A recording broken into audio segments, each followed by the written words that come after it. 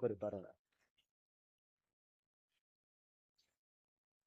ସାହାଯ୍ୟ କରି ପାରି ହବ ନାହିଁ ମାନେ ଏତେ ଦୂର ରହିବା ଅଛି ସେଟା ବା ନିଜେ ହିଁ ଜାଣି ହେବ।